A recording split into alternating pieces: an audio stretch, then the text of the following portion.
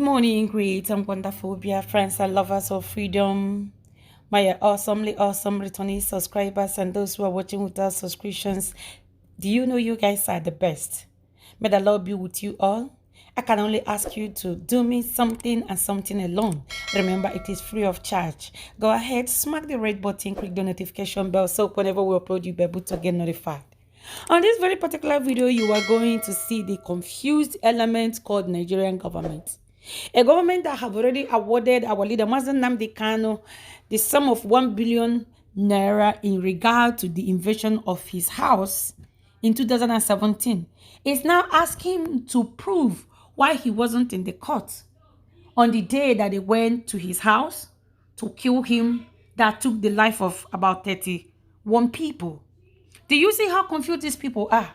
And they will continue to be confused until our freedom is in our hand. Let me tell you something. The worst people you can do something with the people who speak in between their two mouths. They don't have one straight answer to anything. You're going to hear from San Mike Ozokhome on the outcome of the court of yesterday and what we should expect in the future time. I love you all. Thank you. Please, that is the camera. The camera is too close. You are blocking us. Yes.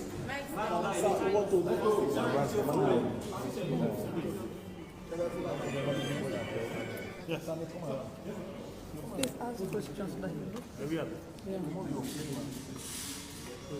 Can't you just... Okay, let's move first. So for the benefit of Nigerians, could you tell us exactly what happened in court today? Briefly, sir.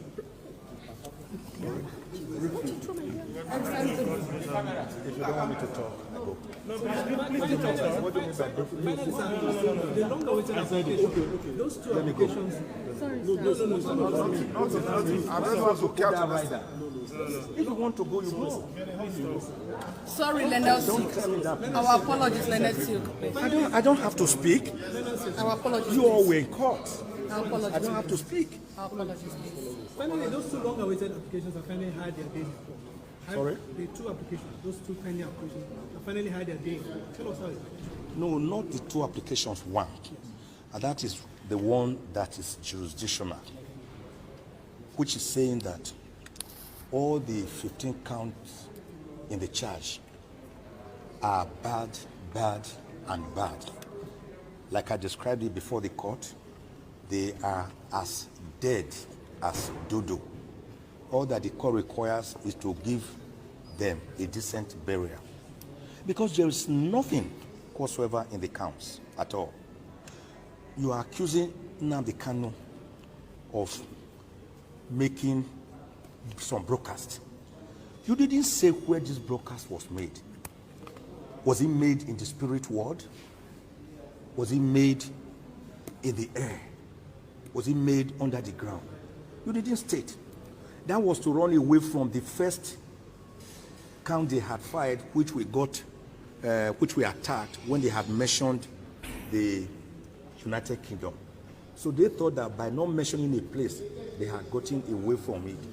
But as a matter of fact, they had worsened their case because the Federal High Court Act says specifically, Section 34, that you must state the very location, specific location where an offense has been committed. That is one. They couldn't state any. They say made brokers, and that the brokers were in furtherance of some treasonable acts.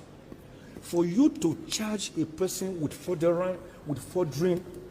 treason, you must have to charge the person with treason. Nnamdi Kanu is not charged with treason here. We call it the predicate offense. Sure. It is from this predicate offense that the acts of furthering will emanate. So they are building castles on empty air. There's nothing to support it.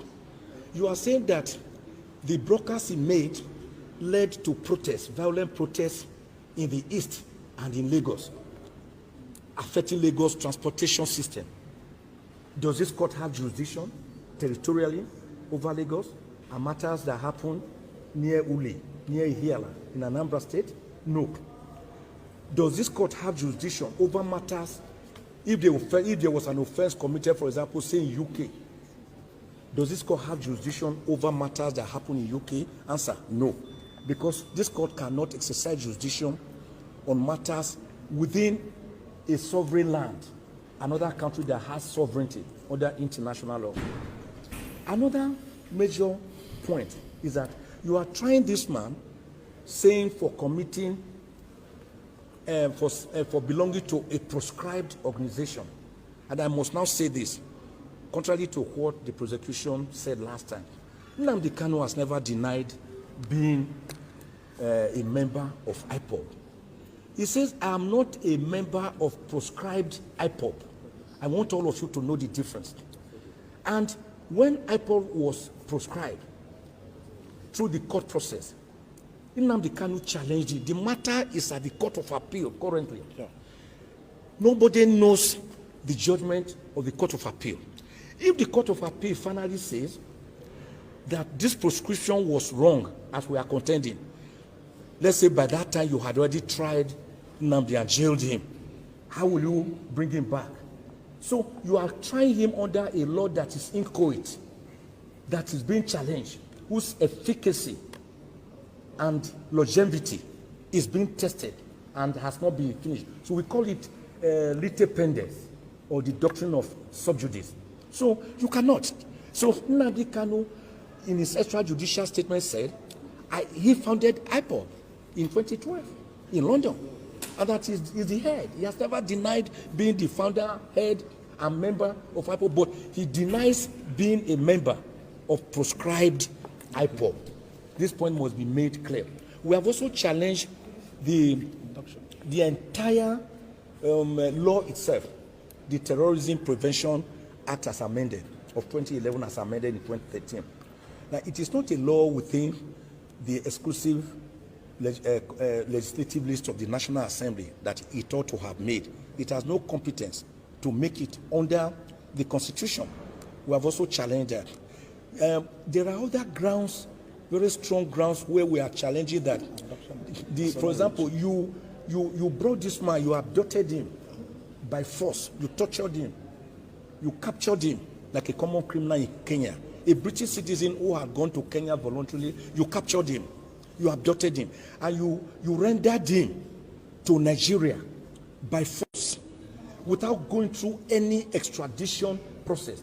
And all the laws governing this matter, like Article 12, sub 4, Article 34 of the African Charter on Human and People's Rights, like sections 4 to 6 of the terrorism and other acts within the Commonwealth jurisdiction, and even Part 5A of the guidelines issued pursuant to the African Charter on Human and People's Rights, say that before you can try a person for an offense, you have to show that the person was rendered freely and voluntarily, lawfully, to your country from the country where he was, maybe as a fugitive or as a visitor. But Nnamdi Kanu was captured in Kenya and brought here extrajudicially to Nigeria to face trial. That cannot make any count based on that to stand. It is like saying that you can destroy a person ahead so as to have the chance to try the person. So we raise some very fundamental steps. And in any case, in any event, the entire 34 grounds that we fight, the entire affidavit and better affidavit, including points of law, they could never deny any of them.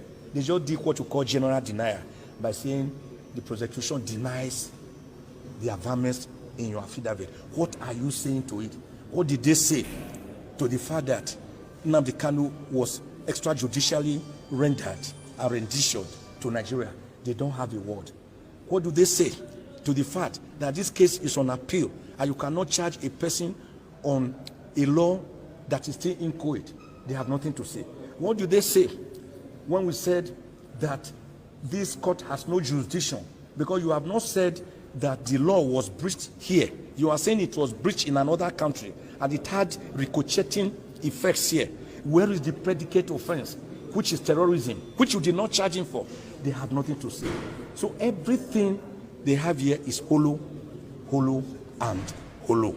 And that is why we are telling the court to strike out the 15-count charge, discharge and acquit Nnamdi Kanu, let him breathe the fresh air of Nigeria, and let him go home a free man. So a quick one, you brought the issue about his glasses up. Thank you for watching. If the video interests you, please share.